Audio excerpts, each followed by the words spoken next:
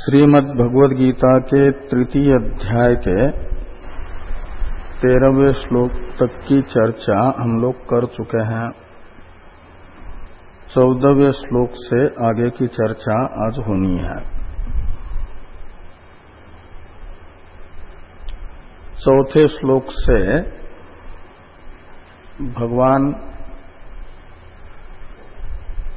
नित्यानित्य वस्तु विवेक का साधन भूता अंतःकरण की शुद्धि यदि नहीं है तो कर्म अवश्य कर्तव्य है, इसे बता रहे हैं। न कर्मणा मनारंभात् नैष्कर्म्यम पुरुषोष्णुते। यहां से लेकर के 13वें श्लोक तक भगवान ने कर्म में इष्ट साधनत्व का ज्ञापन कराया। जो श्रेय प्राप्ति काम है उसकी श्रेय प्राप्ति रूपी प्रयोजन का हेतु चित्त शुद्धि ज्ञान योग्यता प्राप्ति द्वारा ये कर्मानुष्ठान ही बनता है। और कर्म मात्र बंधन का हेतु नहीं है। निषिद्ध कर्म और सकाम कर्म ही बंधन का हेतु है। यज्ञार्थ कर्म बंधन का हेतु नहीं है इत्यादि बता करके कर्म में अधिकारी की कर्तव्य बुद्धि उत्पन्न हो ऐसा ज्ञापन भगवान कर रहे हैं।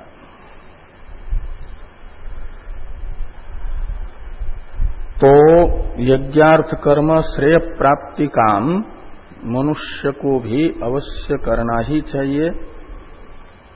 इसे बता करके और भी एक हेतु भगवान बताते हैं 14वें श्लोक से 16वें श्लोक तक श्लोकत्रय से। तो इन 3 श्लोकों के द्वारा प्रतिपाद्य हेतु का अवतरण भाष्य में ईतः शब्द से ग्रहण करना है। श्रीमद्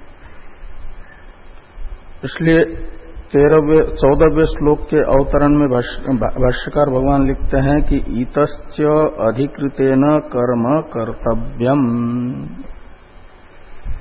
ईतश्च यानी श्लोकत्रय द्वारा प्रतिपाद्यमान जो हेतु है, वक्ष्यमाणात् हेतु हो, इन श्लोकत्रय के द्वारा जो वक्ष्यमाण हेतु है उस हेतु से भी ये निश्चित होता है कि कर्माधिकारी को अवश्य कर्म करना चाहिए। और च शब्द है पूर्व में बताए गए हेतुओं का समुच्चायक। तो कौन सा हेतु है वक्ष्यमान श्लोकत्रय के द्वारा? तो कहते हैं जगत चक्र प्रवृत्ति हेतु कर्म ही कर्म। ये 3 श्लोक बता रहे हैं जगत का जो चक्र है इसका हेतु, जगत चक्र प्रवृत्ति का हेतु कर्म है। कर्म में जगत चक्र प्रवृत्ति हेतुत्व बताया जा रहा है। तो भगवान के द्वारा जो यह जगत चक्र प्रवर्तित है तो मनुष्य का कर्तव्य बनता है कि भगवान के द्वारा प्रवर्तित जगत चक्र को रुकने न दे, उसे गतिशील रखे। और वह गतिशील होता है उसका हेतु प्रवृत्ति का, जगत चक्र के प्रवृत्ति का हेतु हो तो कर्म यदि कर्माधिकारी करते हैं तो इसलिए कहा कि जगत चक्र प्रवृत्ति हेतु ही कर्म, जगत चक्र की प्रवृत्ति का कारण है कर्म। वह कर्म वेदोक्त अनुष्ठित होता रहेगा तो जगत चक्र की प्रवृत्ति बनी रहेगी। कर्म नहीं होगा, जगत चक्र रुक जाएगा। इसलिए भगवान के द्वारा प्रवर्तित जो जगत चक्र है उसे प्रवर्तित रखने के लिए भी कर्माधिकारी को अवश्य कर्म करना चाहिए। ये बात बताई जा रही है। तो आगे वाले वाक्य से आकांक्षा, यानी इतः शब्द से ग्राह्य हेतु बताया गया कि कर्म जगत चक्र प्रवृत्ति का हेतु होने से अनुष्ठेय है।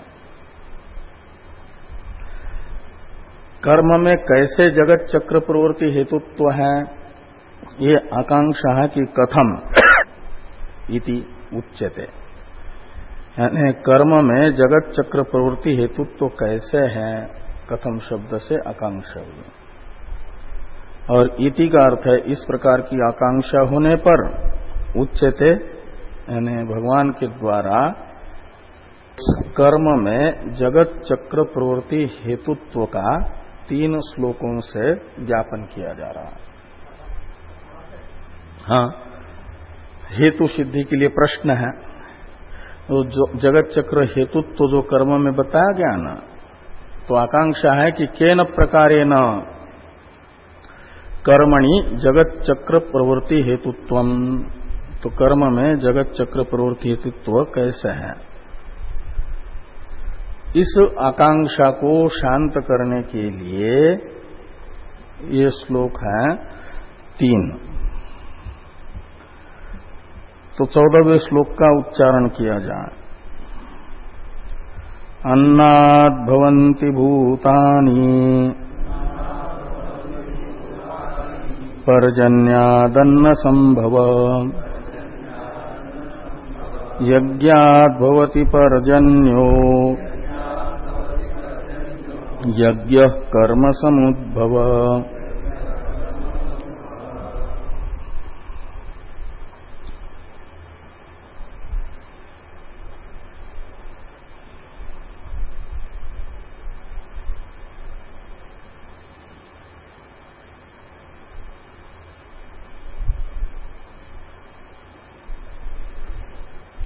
तो यहां पर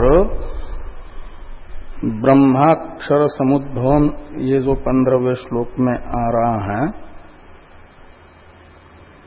उसमें अक्षर समुद्भव में अक्षर शब्द का अर्थ निकलेगा परमात्मा। मुंडक उपनिषद में परमात्मा को अक्षर कहा है।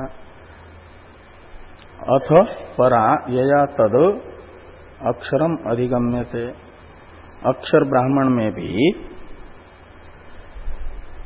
अव्याकृत आकाश का अधिष्ठान अक्षर शब्द से ही ब्रह्म को कहा गया है। तो अक्षर समुद्भवम में अक्षर शब्द का अर्थ है परमात्मा, ब्रह्म।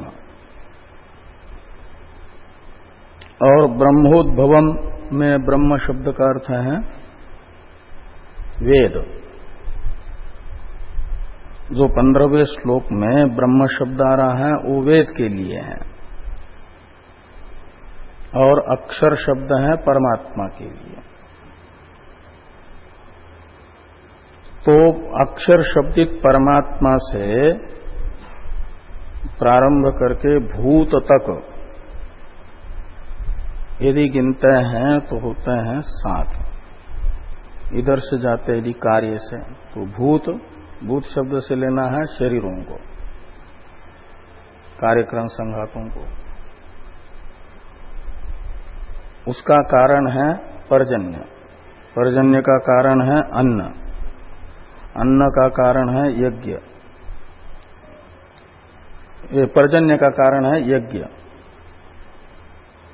तो और यज्ञ का कारण है कर्म, कर्म का कारण है ब्रह्म शब्दित वेद। और वेद का कारण है अक्षर शब्दित परमात्मा। तो ये 7 हैं, अक्षर, वेद, कर्म, यज्ञ, पर्जन्य, अन्न और प्रजा। ये जो क्रम है 7 का, इस का मूल है अक्षर शब्दित परमात्मा। और इस परंपरा से यह चक्र चलता ही रहता है, इसे कह रहे हैं। तो सबसे पहले जो प्रत्यक्ष गोचर है भूत शब्दित 84 लाख प्रकार के कार्यक्रम संघात, इनको कह रहे हैं कि अन्नाद भवन्ति भूतानि। तो जो भूत हैं यानी भूत शब्दित अन्नमय कोश रूपी स्थूल शरीर है। अन्नमय शब्द का अर्थ ही होता है अन्नस्य विकार, अन्नमय, अन्न का विकार, विकार कहते हैं कार्य को। तो माता पिता के द्वारा भुक्त जो अन्न है वही सप्तम धातु के रूप में परिणत होकर के स्थूल शरीर का कारण बन जाता है। तो माता पिता के द्वारा भुक्त अन्न से शरीर बन रहा है। इसलिए अन्न शब्द से लेना अन्नात यानी पितृभ्याम भुक्तात अन्नात, सप्तम धातु रूपेण परिणतात। भूतानि भवन्ति यानी शरीरानि भवन्ति, शरीर बनता है 84 लाख प्रकार का। और वो जो जिस अन्न से शरीर का निर्माण हो रहा है, शरीर का कारणभूत जो अन्न है वो किससे उत्पन्न होता है? तो यदि वृष्टि न हो तो अन्न भी न बने। इसलिए कहते हैं कि अन्न का कारण बताया जा रहा है पर्जन्याद अन्न संभव। पर्जन्याद कारण अर्थ में पंचमी है, पर्जन्य कारण है किसका? तो अन्न समुद्भव का। तो जैसे जन्माद्यस्य यतः में यतः ये पंचमेंत से तो तशील हुआ, वो कारण बताता है जन्मादि का यत शब्द से ग्राह्य ब्रह्म में। ऐसे अन्न समुद्भव में समुद्भव शब्द का अर्थ है जन्म, उत्पत्ति, और अन्न से समुद्भव, अन्न समुद्भव का अर्थ है अन्न की उत्पत्ति, अन्न का जन्म। वो किससे होता है? तो पर्जन्यात। तो पर्जन्य से अन्न का जन्म होता है, पर्जन्य से अन्न होता है। और वो पर्जन्य वो भी कार्यात्मक होने से। पर्जन्य किससे उत्पन्न होता है? तो कहते हैं यज्ञाद भवति पर्जन्यो। तो यज्ञ से पर्जन्य का उद्भव होता है।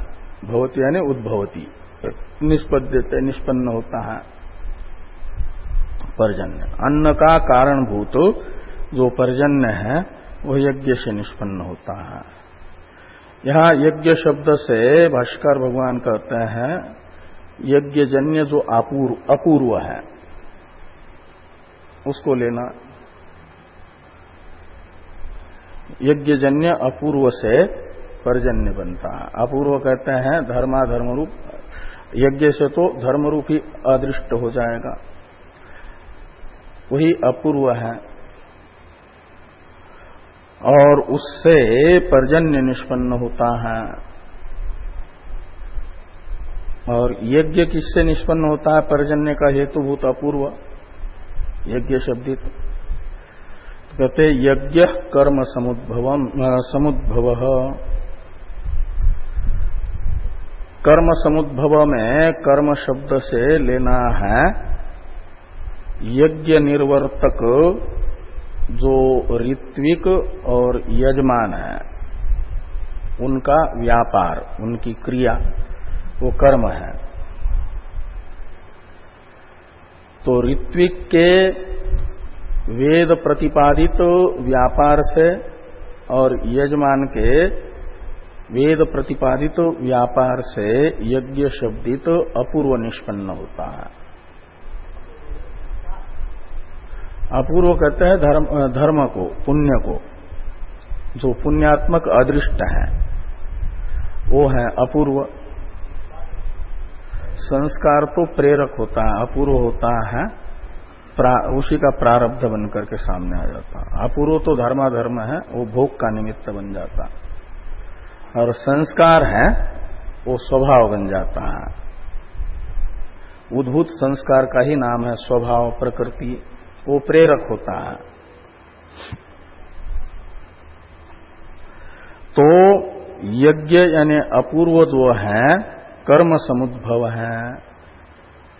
कर्म समुद्भव का अर्थ निकलता है यजमान और ऋत्विक के व्यापार से निष्पन्न होता है। यहाँ कर्म शब्द से यजमान और ऋत्विक का व्यापार लेना है। इसी प्रकार का अर्थ भाष्यकार भगवान इस श्लोक का बता रहे हैं। अन्नाद यानी भुक्तात लोहित रेत परिणतात प्रत्यक्षम भवन्ति यानी जायन्ते भूतानि। माता पिता के द्वारा भुक्त अन्न से प्रजा उत्पन्न होती है, यह प्रत्यक्ष है, इनका कार्य कारण भाव।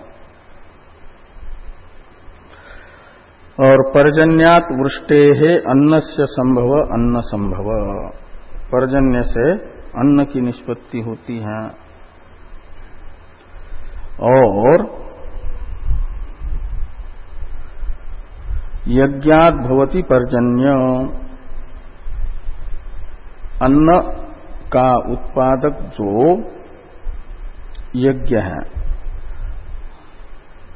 ये पर्जन्य है, अन्न का उत्पादक, वह यज्ञ से निष्पन्न होता है। यज्ञात भवति पर्जन्य। तो ये जो यज्ञ, उससे पर्जन्य और पर्जन्य से अन्न, अन्न से प्रजा, इनका कार्य कारण भाव जो गीता ने यहां पर बताया, इसके समर्थन में मनुस्मृति को भी भाष्यकार भगवान बता रहे हैं। मनु जी भी इस श्लोक से यही बताते हैं कि अग्नो प्रास्ताहुति सम्यक आदित्यम उपतिष्ठते आदित्यात् जायते वृष्टिर्वृष्टेरन्नम ततः प्रजा। अग्नि में प्रदत्त जो विधि पूर्वक आहुति है वह सूक्ष्म रूप धारण करके आदित्य के पास जाती है। इसलिए आदित्य को कहा जाता है प्राणी मात्र के शुभ कर्म का फल। मधु विद्या के व्याख्यान रूप भाष्य में भाष्कर भगवान ने आदित्य को कहा कि आदित्य कर्म फलात्मक है। तो इसलिए कहते हैं कि यहां पर वेदों ने जैसा बताया वैसा ही अग्नि में देवता के उद्देश्य से आहुति डाल दी, हवन किया, और वह आहुति सूक्ष्म रूप धारण करके चली जाती है आदित्य के पास, और उसी आहुति के अपूर्वात्मक रूप से पर्जन्य निष्पन्न होता है। इसलिए कहते हैं आदित्या जायते वृष्टि, और आदित्य से वृष्टि हो जाती है, और वृष्टे है अन्नम, वृष्टि से अन्न होता है, और ततः यानी वृष्टि से निष्पन्न हुए अन्न से फिर प्रजा उत्पन्न होती है, ततः प्रजा। तो मनु जी भी यही बात बता रहे हैं, इसलिए कहते इति स्मृते। और यज्ञ यानी अपूर्वम सच यज्ञ कर्म समुद्भव, यानी ऋत्विक यजमानयोश्च व्यापार कर्म ततः समुद्भवो यस्य यज्ञस्य अपूर्वस्य स यज्ञ कर्म समुद्भव। और यज्ञ शब्द का अर्थ कर दिया जिस यज्ञ से पर्जन्य निष्पन्न हो रहा है वह यज्ञ है अपूर्वात्मक, पर्जन्य का हेतु हो तो, और वह किससे निष्पन्न होता है तो करते कर्म समुद्भवम भव, यानी कर्म क्या है कर्म समुद्भव में, तो कर्म शब्द का अर्थ करते हैं कि ऋत्विक यजमानयोश्च व्यापार कर्म। कर्म समुद्भव में कर्म है ऋत्विक और यजमानों का व्यापार, कर्म कहलाता है शास्त्रीय व्यापार, और उससे निष्पन्न होता है यज्ञ शब्दित अपूर्व। और ततः समुद्भवो यस्य यज्ञस्य, अन्य पदार्थ है यज्ञ। कर्म समुद्भव में बहुरी समास है। कर्म यानी यजमान ऋत्विक का व्यापार है, समुद्भव यानी उत्पत्ति का कारण हेतु जिसका, ऐसे यज्ञ को कहा जाता है कर्म समुद्भव यज्ञ। और स यज्ञ कर्म समुद्भव, तो अपूर्व का जनक जो कर्म है ऋत्विक और यजमान का व्यापार है, वह उस व्यापार के प्रतिपादक वेद से निष्पन्न होता है। वेद जैसा बताएगा वैसा करना होता है। इसलिए ऋत्विक यजमान का व्यापार रूप जो कर्म है उसे कहा जाता है वेद से निष्पन्न। उसे 15वें श्लोक में बताया जा रहा है। तो तच्च, ये 15वें श्लोक का अवतरण है। तत् यानी वो कर्म उस निष्पन्न होता है किससे? वेद से। 15वें श्लोक का उच्चारण किया जाए। कर्म ब्रह्मोद्भवं विद्धि ब्रह्माक्षर समुद्भवम् तस्मात् सर्वगतं ब्रह्म नित्यं यज्ञे प्रतिष्ठितम्।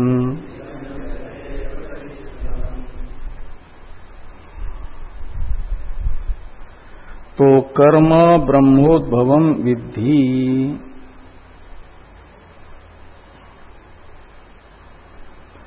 तो यजमान और ऋत्विक का व्यापार ब्रह्म शब्दित वेद से उत्पन्न होता है।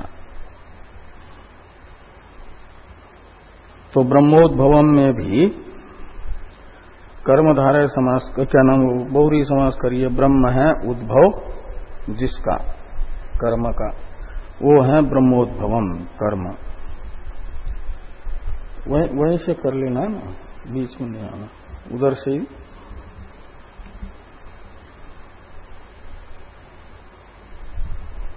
तो कर्म ब्रह्मोद्भवम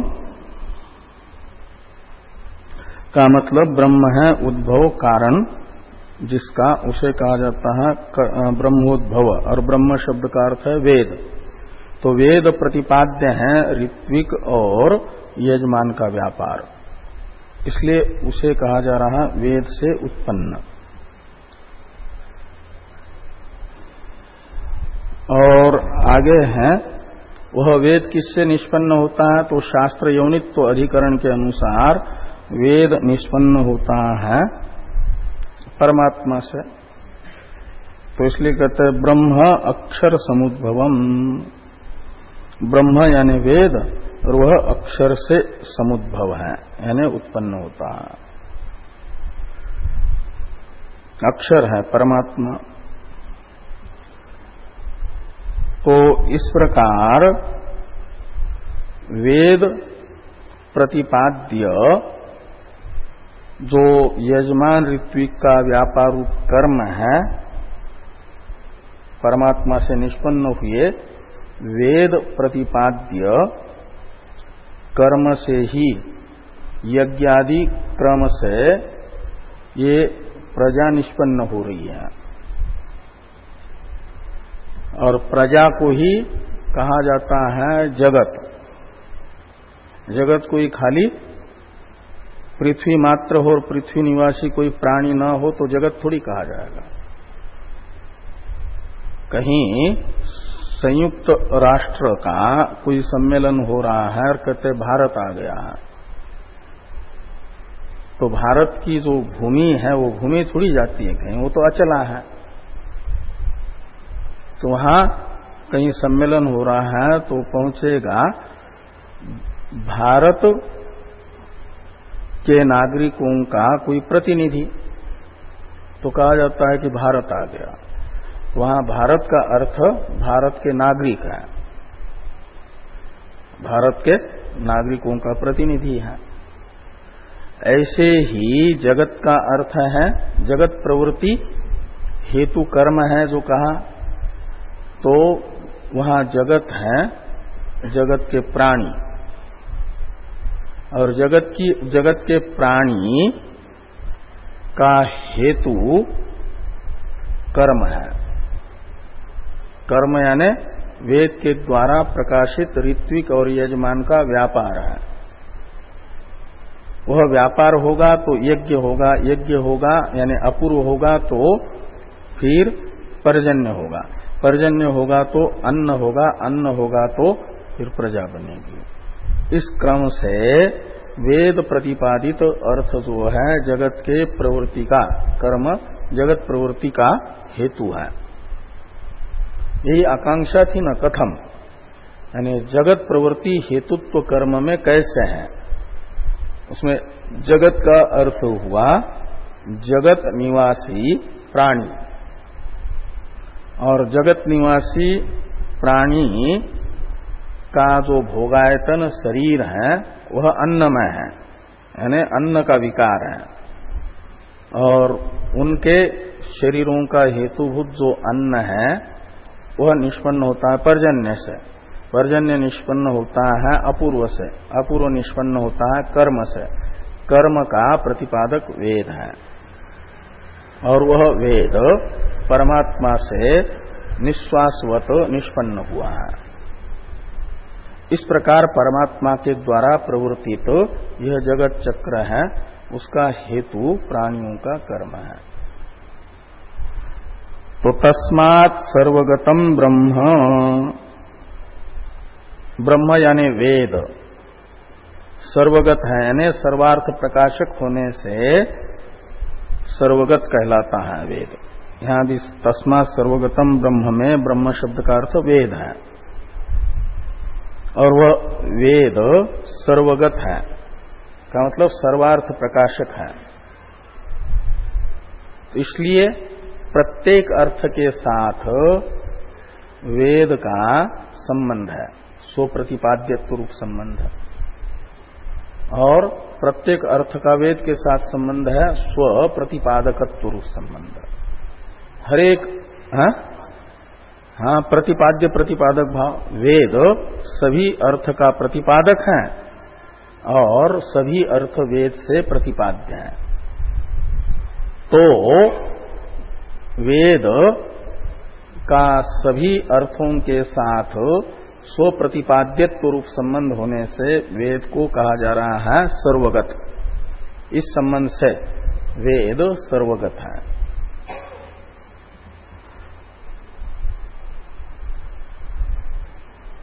तस्मात् सर्वगतम ब्रह्म।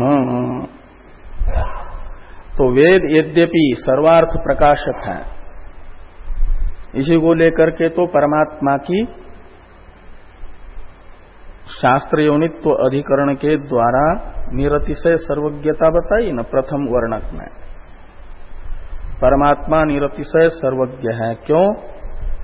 सर्वार्थ प्रतिपादक वेद का भी कारण होने से। जो लेखक जिस ग्रंथ का रचयिता होता है, उस ग्रंथ के द्वारा प्रतिपाद्य जो अर्थ है उससे अधिक ही अर्थ का वह ज्ञाता होता है, एक व्याप्ति है। तो वेद को बनाने वाला भी वेद के द्वारा प्रतिपादित जो अर्थ है उसका ज्ञाता तो रहेगा ही, उससे अधिक अर्थ का ही ज्ञाता रहेगा।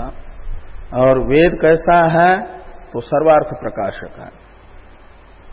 तो सर्वार्थ प्रकाशक वेद का जो कारण है वह उससे भी अधिक अर्थ का ज्ञाता है, का मतलब निरतिशय ज्ञाता है, निरतिशय सर्वज्ञ है, ऐसा पहले बताया ना। तो इसलिए कहते हैं कि यद्यपि वेद सर्वार्थ प्रकाशक है, लेकिन विशेष रूप से वेद प्रतिपादन करता है कर्म का, जगत प्रवृत्ति हेतु भूत जो कर्म है। प्रसिद्धि है न कि वेद के 1,00,000 मंत्रों में से 80,000 मंत्र कर्म के प्रतिपादक है। तो इसलिए वेद को कहा जा रहा है कि वह नित्यम यज्ञे प्रतिष्ठितम, कि कर्म यद्यपि वेद सर्वगत है ब्रह्म, तस्मात् सर्वगतम ब्रह्म, लेकिन कहते हैं नित्यम यज्ञे प्रतिष्ठितम, वह यज्ञ में नित्य प्रतिष्ठित है। का मतलब यज्ञ का विशेष रूप से प्रतिपादन कर रहा है, क्योंकि यज्ञ जो है जगत प्रवृत्ति हेतु है।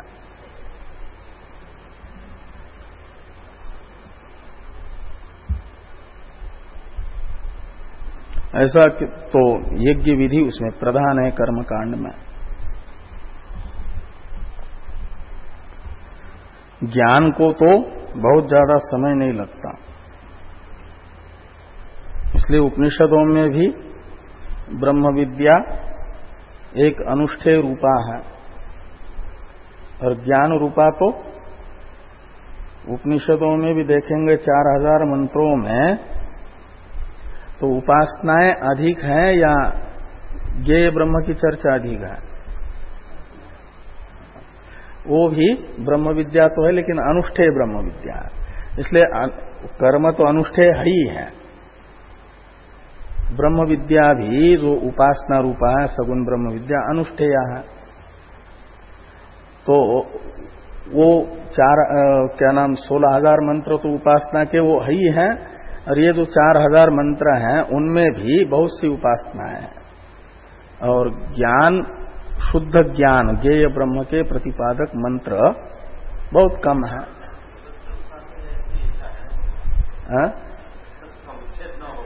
हाँ, तो जगत, हाँ, तो ऐसा है कि कोई कोई इसी चक्र से फिर मुक्त होता है, ये करते करते ही। नहीं तो कर्माधिकारी हैं और कर्म छोड़ देंगे तो वो मुक्त तो नहीं होंगे। और ऐसे ही फिर अंधन तमः प्रविशन्ति, ये संभूति उपासते, उसमें चले जाएंगे, प्रकृति लय में पड़े रहेंगे, तो वो भी ठीक नहीं है ना।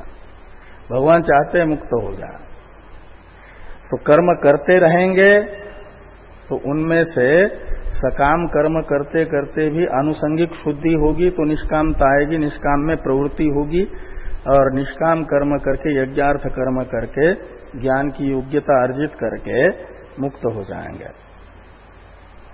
इसलिए नहीं निष्कामता आती है तो सकाम कर्म क्यों न हो तो करते रहो, उससे भी आनुषंगिक शुद्धि होगी। और आनुषंगिक शुद्धि से एक समय निष्काम कर्म में प्रवृत्ति की हेतु होता जो अंतःकरण शुद्धि है वो होगी, उससे निष्काम कर्म करेंगे, उससे फिर नित्यानित्य वस्तु विवेक का साधन होता अंतःकरण की शुद्धि होगी, उससे नित्यानित्य वस्तु विवेक होगा, वैराग्य होगा, तो फिर कर्म की जरूरत नहीं है। वास्तविक वैराग्य होने तक विवेक पूर्वक कर्म की आवश्यकता है, ये दिखा रहे हैं कर्माधिकारी को। इसलिए भगवान के द्वारा प्रवर्तित जगत चक्र को रोकने वाले सिद्ध मत हो जाओ। भगवान ने जो शुरू किया है उस कार्य में अपना योगदान दो, ये एक प्रकार से भगवान कह रहे हैं। तो फिर इसी में कर्म करते, यदि निष्कामता है तो मुक्त होना चाहेगा और कर्म ही कर रहा है तो यज्ञार्थ ही कर्म करेगा, और नहीं है तो सकाम करते हुए भी आनुषंगिक शुद्धि जरूर उसमें आएगी, ये अभिप्राय है।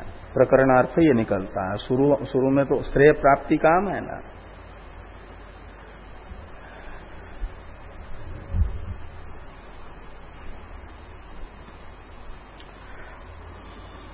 तो नित्यम यज्ञ प्रतिष्ठिता कौन? ब्रह्म। ब्रह्म नित्य यज्ञ में प्रतिष्ठित है का मतलब यज्ञ प्रधान होने से यज्ञ में वेद को नित्य प्रतिष्ठित कहा जा रहा है।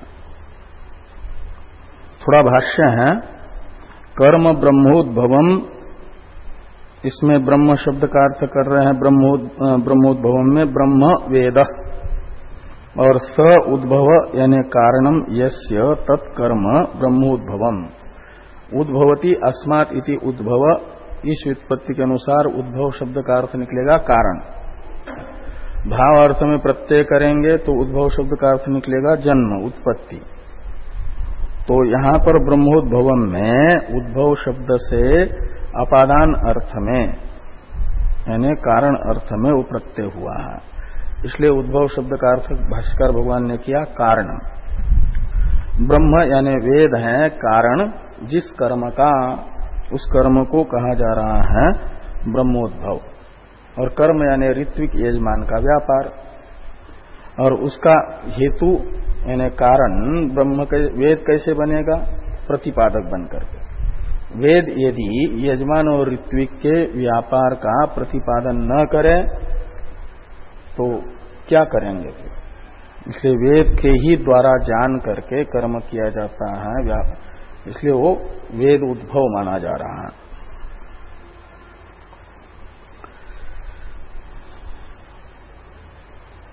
और विद्धि यानी जानी ही, और ब्रह्म पुनः वेदाख्यम, वेद नामक जो ब्रह्म है उसे अक्षर समुद्भवम यानी अक्षरम ब्रह्म परमात्मा समुद्भवो यस्य तत् अक्षर समुद्भवम। अक्षर है परमात्मा और वो है समुद्भव यानी कारण वेद का, ब्रह्म का। ब्रह्म अक्षर से निष्पन्न होता है, ब्रह्म है या उत्पन्न होने वाला, परमात्मा से उत्पन्न होने वाला ब्रह्म वेद है। और अक्षर समुद्भवम ब्रह्म वेद इत्यर्थ। तो यस्मात् साक्षात परमात्माख्यात अक्षरात् पुरुष निश्वासवत समुद्भवम ब्रह्म तस्मात् सर्वार्थ प्रकाशकत्वात् सर्वगतम। तो जिस कारण से जो परमात्मा शब्दित परमात्मा नामक ब्रह्म है, अक्षर है, उससे उत्पन्न हुआ है ब्रह्म यानी वेद। कैसे उत्पन्न हुआ? तो पुरुष निश्वासवत अस्य महतो भूतस्य निश्वसितम एतत् ऋग्वेद इत्यादि बृहदारण्यक श्रुति पुरुष निश्वासवत परमात्मा के निश्वास के तरह निश्वास वेद को बता रही है। इसलिए सर्वज्ञ परमात्मा की रचना वेद सर्वार्थ प्रकाशक है। तो सर्वार्थ प्रकाशक होने से सर्वगत है। सर्वार्थ प्रकाशकत्वात् सर्वगत कहा? और सर्वगतम अपि सत, ये सर्वगत होने पर भी नित्यम यानी हमेशा यज्ञ विधि प्रधानत्वात् यज्ञे प्रतिष्ठितम। तो यज्ञ विधि प्रधान होने से वेद को यज्ञ में प्रतिष्ठित कहा जाता है, क्योंकि अनुष्ठेय अर्थ के अधिकारी अधिक हैं। और वेद काल में भी ज्ञान के अधिकारी आश्चर्योज्ञाता कुशलोस्य लब्धा इत्यादि मंत्र से कहा जा रहा है कि आश्चर्य के तरह होता है कोई कोई ज्ञान का अधिकारी। आश्चर्य जैसे कभी कभी घटित होने वाली घटना को कहा जाता है। ऐसे बहुनाम जन्मनाम अन्ते ज्ञानवान माम प्रपद्यते। तो ये इस क्रम से कर्म जो है जगत प्रवृत्ति चक्र प्रवृत्ति हेतु है, इसे बताया। अब उपसंहार श्लोक है 16वां श्लोक। एवं प्रवर्तितं चक्रम नानुवर्तयति यः अघायुरिन्द्रियारामो मोघम पार्थ सजीवति। तो हे पार्थ,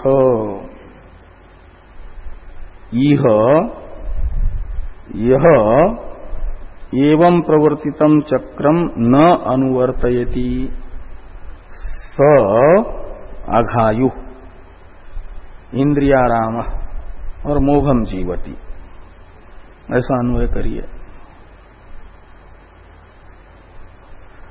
तो एवं यानी उक्त क्रम से परमात्मा के द्वारा प्रवर्तित जो चक्र है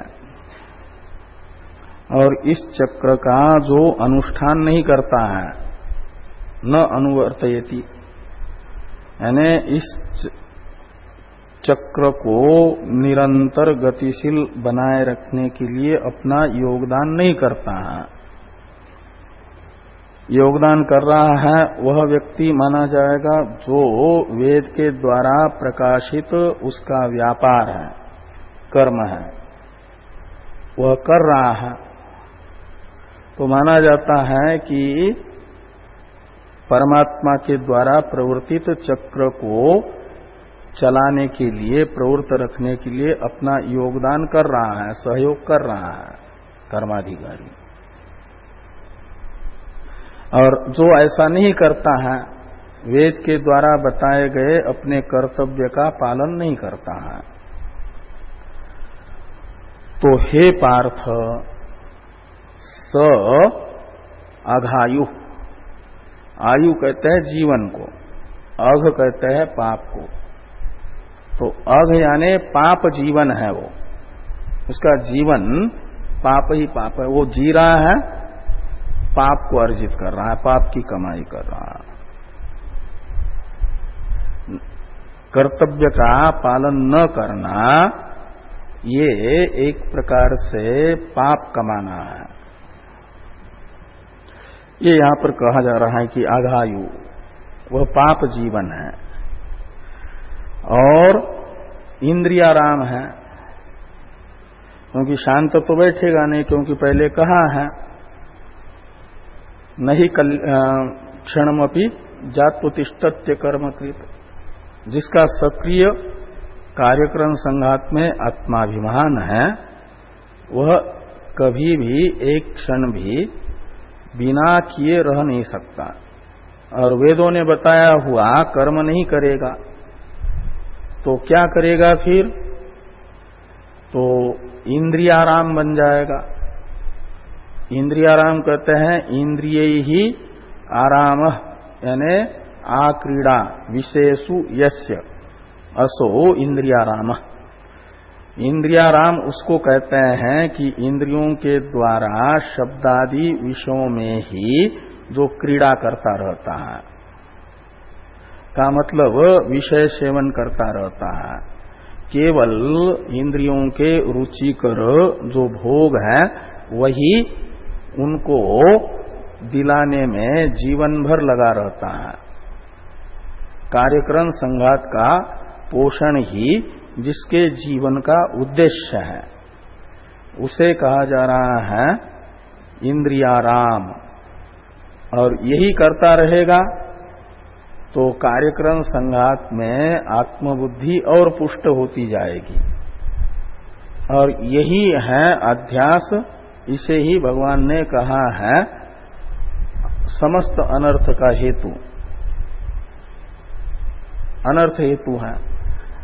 और जब अनर्थ हेतु अध्यास बुद्धि में रहेगा तो वो कष्ट ही पाएगा। अनर्थ कहते हैं दुख को, और उसका हेतु रहेगा तो दुख ही दुख होगा। इस अभिप्राय से कह रहे हैं कि अघायु इंद्रियाराम। और हे पार्थ स मोघम जीवती, मोघ शब्द का अर्थ है व्यर्थ, उसका जीना, मनुष्य का जीना तो वो सफल है शास्त्र की दृष्टि में जो मोक्ष का साधनभूत आत्मज्ञान के लिए उपयोगी है। आत्मज्ञान की साधना करने में समय व्यतीत हो रहा है तो सफल है। यह चेद अवेदित अथ सत्यमस्ति, नो चेद यह वेदिन महति विनष्टि। तो कुछ न कुछ अपनी अपनी योग्यता के अनुसार आत्मज्ञान की उत्पत्ति में प्रतिबंधक जो दोष है, उन दोषों की निवृत्ति का जो अनुष्ठेयात्मक उपाय शास्त्र ने बताया है, उस उपाय में लगा हुआ साधक है। तो बहुनाम जन्मनाम अंते ज्ञानवान माम प्रपद्यते, वो ज्ञान के समीप जा रहा है, मोक्ष के समीप जा रहा है। अपने गंतव्य की ओर यात्रा धीरे धीरे क्यों न हो, उसकी हो रही है, जरूर गंतव्य पर पहुंचेगा। और कर्म नहीं कर रहा है तो वह मोक्ष रूपी गंतव्य के ओर उसकी यात्रा न होकर के विपरीत यात्रा हो रही है। उसके प्रतिबंध और दृढ़ होते जा रहे हैं। इसलिए एवं तो नान्य थे तो उसकी न कर्म लिप्यते नर, कर्माधिकारी हो तो कर्म का अनुष्ठान करते रहना ही कर्म बंधन से मुक्ति का उपाय है।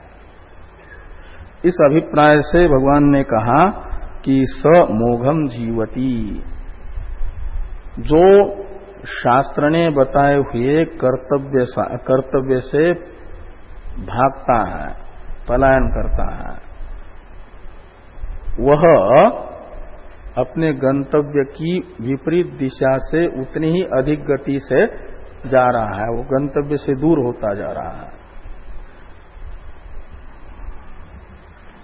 थोड़ा भाष्य है। एवं प्रवर्तितम चक्रम में एवं शब्द का अर्थ करते हैं ईश्वरेण वेद यज्ञ पूर्वकम जगत चक्रम वर्तितम न अनुवर्तयति इह यानी लोके, यह कर्मणि अधिकृत। जो इस लोक में यानी मनुष्य शरीर में शास्त्र के द्वारा बताए गए कर्म का अधिकारी होकर के शास्त्र प्रतिपादित साधन में प्रवृत्त नहीं होता, तो यानी चक्र का अनुवर्तन न करना है, शास्त्र प्रतिपादित साधन का अनुष्ठान न करना। जो शास्त्र ने कर्तव्य बताया उसे अपने जीवन में न उतारना। तो कहते हैं अघायु यानी अघम पापम आयु जीवनम यस्य स अघायु अर्थात पाप जीवन इति यावत। तो वह पाप जीवन है, उसका जीना पाप है। इंद्रियाराम इंद्रिय ही आराम यानी आरमणम आक्रीड़ा विषयसु यस्य स इंद्रियाराम। वह इंद्रियों से विषय शब्दित भोगों में ही निरंतर क्रीड़ा कर रहा है, उसे ईशावास्योपनिषद में असुर कहा है। असुसु यानी इंद्रिय विषयसु रमन्ते येते असुरा। जो इंद्रिय द्वारा उनके विषयों में ही रमण करते हैं वे असुर हैं। और सूर हैं जो अधिदैव क्या नाम दैवी संपत्ति से युक्त और दैवी संपत्ति से युक्त जो होते हैं वे दैवी संपद विमोक्षाय निबंधया आसुरी मता। ये तो इंद्रियाराम होना असुरत्व है ना। और आसुरी संपत्ति बढ़ेगी तो उसका फल है बंधन, निबंधाया आसुरी मता। और यदि जगत चक्र का प्रवृत्ति का हेतुभूत जो कर्म है उसका अनुष्ठान ठीक ठीक करता है तो वो है दैवी संपत्ति का अर्जन करना। और दैवी संपत्ति का अर्जन होगा तो दैवी संपद विमोक्षाय के अनुसार वह मुक्ति का साधन बनेगी।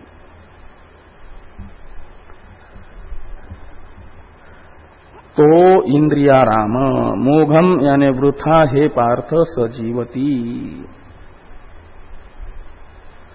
कर्म न करने वाले का जीना व्यर्थ है और कर्म करते हुए जीना सार्थक है। जिसके लिए भगवान ने मनुष्य जीवन दिया उस प्रयोजन को सिद्ध करना है कर्माधिकारी के द्वारा अपने कर्तव्य का पालन करना। स्वकर्मणा तमभ्यर्च्य सिद्धिम विन्दति मानव के अनुसार। इसलिए ये एक प्रकार से अन्वयी उदाहरण और व्यतिरेकी उदाहरण द्वारा भगवान ने बताया जो कर्म नहीं करता है उसका जीना व्यर्थ बता करके एक प्रकार से कह रहे हैं कि कर्म करना ही कर्माधिकारी के श्रेय प्राप्ति का कारण है, हेतु है, उसे करना ही चाहिए कर्म। यही कह रहे हैं कि तस्मात् अज्ञेन अधिकृतेन कर्तव्यम एव कर्म इति प्रकरणार्थ। न कर्मणाम अनारंभात से लेकर के जो एक प्रकरण प्रारंभ हुआ था उसका यह अर्थ निकलेगा कि जो कर्माधिकारी है अभी नित्यानित्य वस्तु विवेक आदि वेदांत विचार के अधिकार प्रयोजक साधन से संपन्न नहीं है, साधन चतुष्टय से, उसे जरूर कर्म करते ही रहना चाहिए। ये प्रकरणार्थ हुआ।